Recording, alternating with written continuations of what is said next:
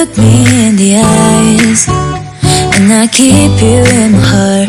In my heart is where 25শে Boishakh Rabindranath ঠাকুরের জন্মদিন।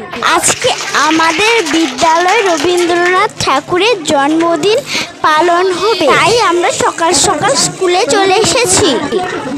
Hello guys, তোমরা সবাই কেমন আছো? আশা করি ভালো আছো, আর আমিও ভালো আছি। আজকে হচ্ছে আমাদের স্কুলে রবীন্দ্র জয়ন্তী পালন হবে। আমরা কিভাবে রবীন্দ্র জয়ন্তী পালন করি সেটা আজকে তোমাদের সঙ্গে শেয়ার করব। স্কিপ না করে ভিডিওটা শেষ পর্যন্ত দেখতে থাকো। তো চলো স্কুলে যাওয়া যাক। I remember when we were staring at a photo.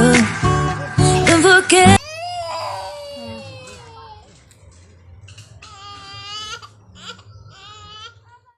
আমরা স্কুলে চলে এসেছি, সঙ্গে ফুল নিয়ে এসেছি। সেই ফুল দিয়ে রবীন্দ্রনাথ ঠাকুরের ফটোর চারিদিকে সুন্দর করে সাজানো হয়েছে। এই দাদাটা রবীন্দ্রনাথ ঠাকুরের সম্পর্কে দু চারটে কথা বলছে।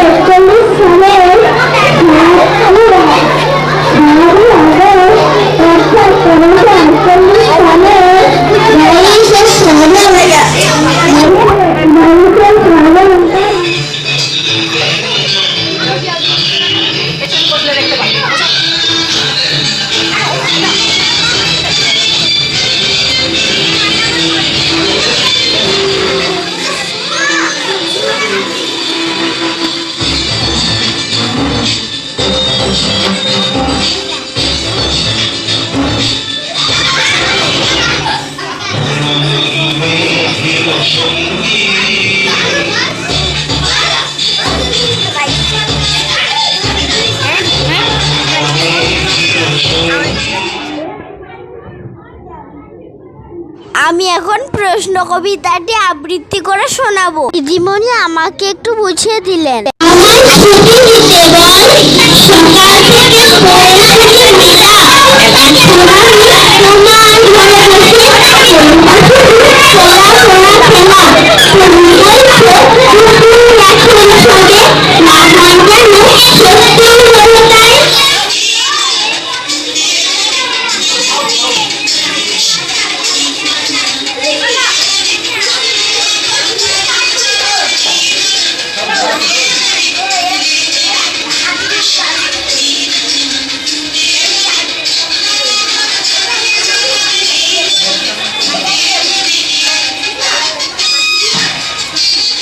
এই দিদিগুলোকে দেখো, তারা এইদিকে নাচ করছে, আর এরা তাদের দেখে দেখে এইদিকে নাচ করছে।